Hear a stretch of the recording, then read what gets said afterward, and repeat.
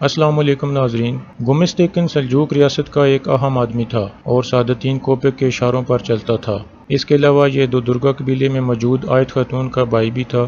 اور اس کی ایک جوان بیٹی تھی جو اس کے خفیہ کاموں میں اس کی مدد کرتی تھی۔ ان تینوں کا مین مقصد سلجوق ریاست میں ایک بڑا مقام حاصل کرنا تھا، چاہے اس کے لیے کسی کو نقصان پہنچانا پڑے یا اس کو مارنا پڑے۔ سعادتین کوپک نے گمستیکن کی ڈیوٹی دودرگا قبیلے اور کائی قبیلے میں لگا دی تاکہ یہ ان دونوں قبیلوں کے اندر ہونے والی نقل و حرکت پر نظر رکھ سکے اور اس کو فوری اطلاع دے سکے۔ تو اس طرح گمستیکن اپنی بیٹی کے ساتھ دودرگا قبیلے میں رہنے لگا اور خاص طور پر کائی قبیلے اور ارطغرل کی جاسوسی شروع کر دی، کیونکہ ارطغرل کی بڑھتی ہوئی شہرت اور کامیابیاں اسے اور سعادتین کوپک کو سخت ناپسند تھیں، کیونکہ سلطان علاء الدین ارطغرل کو بہت پسند کرتا تھا اور یہی وجہ تھی کہ سعادتین کوپک ارطغرل کو اپنے لیے خطرہ سمجھتا تھا اور وہ چاہتا تھا کہ کسی نہ کسی طرح ارطغرل مارا جائے یا اس کو قید کر لیا جائے۔ ایک دفعہ سلجوق ریاست کا ایک اہم آدمی منگولوں کے ہاتھوں مارا گیا، لیکن اس کی موت کا الزام ارطغرل پر لگا دیا گیا، حالانکہ ارطغرل اس کی مدد کر رہا تھا، جس کے بعد سعادتین کوپک نے سلجوق ریاست کی طرف سے حکم جاری کروایا کہ ارطغرل کو گرفتار کر کے سلطان علاء الدین کے سامنے پیش کیا جائے،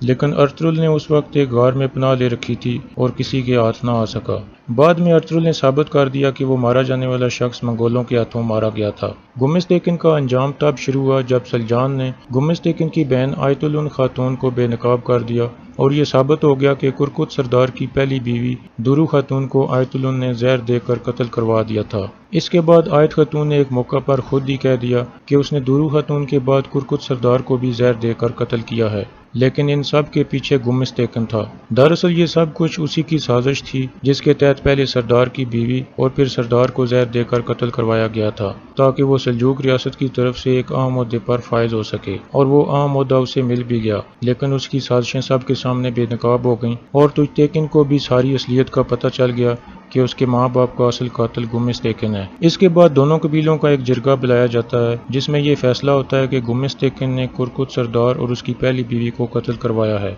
اور اس مقصد کے لیے اس نے اپنی بہن آیت الن اور بیٹی گونجا گل کا استعمال کیا ہے، لہذا گمستیکن کو سب کے سامنے سزا دی جائے اور اس کا سر قلم کر دیا جائے۔ اس کے بعد گمستیکن کو پکڑ کر باہر سب کے سامنے لایا جاتا ہے تاکہ اس کا سر قلم کیا جا سکے، اور ارطغرل اپنی تلوار بلند کرتا ہے۔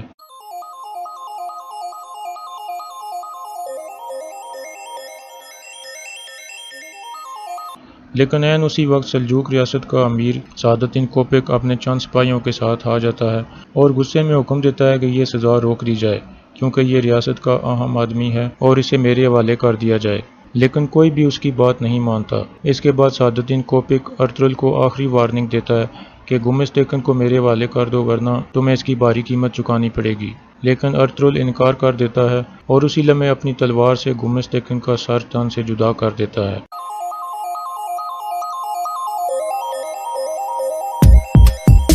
اور پھر اس کا سر اٹھا کر کہتا ہے کہ اب تم اس کے سر کو لے جا سکتے ہو۔ اس کے بعد سعادتین کوپک سخت غصے میں آ جاتا ہے اور کہتا ہے کہ اب تم ریاست کے دشمن کے طور پر سمجھے جاؤ گے اور دونوں قبیلوں کو کبھی سکون کا سانس نہیں لینے دیا جائے گا۔ یہ کہہ کر وہ واپس لوٹ جاتا ہے۔